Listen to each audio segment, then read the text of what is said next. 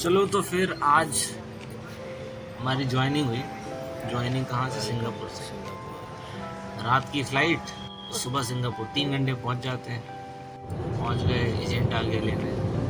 अब एजेंट अपनी वैन में लेके एयरपोर्ट से लेके जा रहा है पोर्ट में, और करीब लग जाते हैं 1-2 घंटे। और रास्ते का जो सफ़र था बहुत ही सुंदर सफ़र था। सिंगापुर के जो रास्ते हैं बहुत ही अच्छी तरीके से बने हुए हैं, साथ में हरियाली भी है, पेड़ भी लगे हुए हैं, और जो ट्रैफिक है बहुत ही वेल मेंटेन ट्रैफिक है। तो मैं और बड़ा साहब ज्वाइन किए थे, और इस तरीके से पूरे रास्ते में जो बड़ी बड़ी बिल्डिंगें हैं देखते हुए और रास्ते का आनंद लेते हुए आगे बढ़ते रहे। और सिंगापुर की एक बात और मैं बताना चाहूँगा।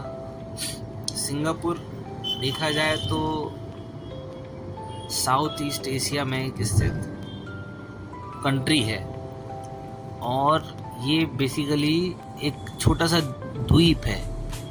और है ये बहुत छोटा सा, लेकिन ये बहुत अच्छी तरीके से डेवलप हुआ है।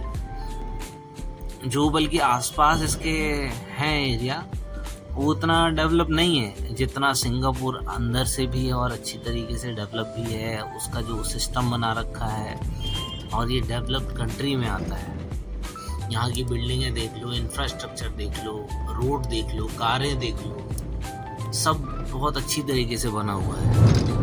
और ये एक बहुत ही कमर्शियल से रिलेटेड, और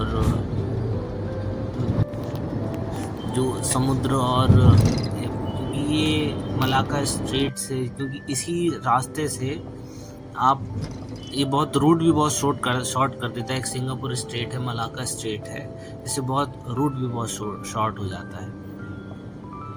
और अगर थोड़ा सा और सिंगापुर के बारे में बताया जाए, तो जब सेकेंड वर्ल्ड वॉर हुआ था 1942 में, तो सिंगापुर पर जापान ने कब्जा भी कर लिया था।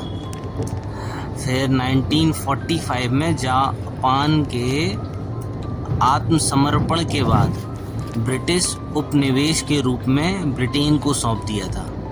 फिर सिंगापुर ने 1959 में स्वशासन प्राप्त किया था, और 1963 में मलाया, उत्तरी बोर्निया और सरावाक के नए मलेशिया संघ का हिस्सा बना था। तो ये इसका एक है हिस्ट्री। अभी देखो हम लोग पोर्ट में पहुंच गए हैं, और अपना इमिग्रेशन और वो सब कंप्लीट हो गया है। और ये पूरा पोर्ट एरिया, यहाँ पे अपनी आपको स्लिप मिल जाती है कि आपकी बोट आएगी इस नंबर की, और आपको वेट करना होता है। और बस देखिए अब हमारी बोट आ गई है। वेट किया, करीब 1 घंटा करीब वेट करना पड़ा हमको, और अभी बोट आ गई है। और एक बड़ा साहब अपना लगेज और उठाएंगे, जाएंगे हम लोग अंदर। और फिर बढ़िया इसी बोट में बैठ के हम लोगों को अंदर जाना है। और सारा पेपर वर्क कंप्लीट हो गया है, बोट में अब बैठ गए हैं, जा रहे हैं। यहाँ से करीब एंकरेज में हमें आधा घंटा लग जाता है। तो अभी हम लोग फिर एयरपोर्ट से निकल के इन जनरल आधा घंटा 45 मिनट लग जाते हैं सिंगापुर में पहुँचते। अपना लगेज हो जाता है।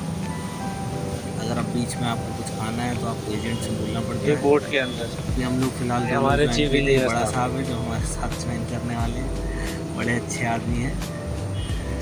और ये हमारे साथ में बोटमैन है, ये बोट का कैप्टन है, बोट चला रहा है, खाना खा रहा है बढ़िया स्टाइल से, मज़े से।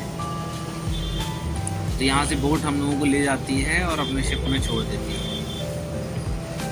तो ये बोट का सफ़र भी बहुत अच्छा लगता है, क्योंकि हम लोग वेसल ज्वाइन कर रहे होते हैं, हमारा जो दूसरा घर है। सिंगापुर तो हम लोग, बड़ा साहब, मैं सेकंड ऑफिसर ज्वाइन कर रहा था, और बड़ा साहब चीफ इंजीनियर। ज्वाइन करने के बाद हम लोग थोड़ा सा बोट के आनंद लिया, हवा खाई। और ये देखिए हमारा वेसल के पास हम लोग पहुँच गए हैं। करीब आधा घंटा 45 मिनट का ट्रैवल रहा पोर्ट से बोट तक। और ये वेसल ज्वाइन करने के लिए नियर बाई आ गए हैं। और अब ये बोट के हॉर्न भी बजाता है कि भाई आ जाओ बोट आ गई है। और हम लोग VHF से भी इन्फॉर्म कर देते हैं जब नियर बाई पहुँचते हैं कि आपका क्रू चेंज का ज्वाइनिंग है। तो ऐसे अभी जैसे पायलट लेटर लगा दिया, अभी इसके थ्रू हम लोगों को ऊपर चढ़ना पड़ता है और इसको सिक्योर कर देते हैं। फिर अपना जो लगेज है वो गैंट लाइन से ऊपर चढ़ा देते हैं और फिर पायलट लेटर से हम लोग चढ़ जाते हैं। कभी कभी वेदर बहुत ख़राब होता है तो दिक्कत होती है चढ़ने में। अभी बड़ा साहब चढ़ रहे हैं। तो एक चीज़ और हमेशा ध्यान रखिएगा कि कोशिश कीजिएगा कि कोई बैग वगैरह पीठ पे लेके ना चढ़े। जैसे चढ़ गए वो थोड़ा सा रिस्की वाला भी सीन है और अच्छा भी नहीं है। चढ़ गया है। पूरा सेफ्टी के साथ चढ़िए। और अभी हम लोग सब लगेज लेके अंदर आ गए हैं और सबसे मिल लिया है, कैबिन असाइन हो गए हैं। अब हम ये अपने कैबिन में आएंगे। तो कैबिन के बाहर अपना लगेज रख दिया है और लेट्स सी अब हमारा जो दूसरा घर है, जहाज का कमरा हमारा ऐसा होता है, कैबिन बोलते हैं जिसको। और अब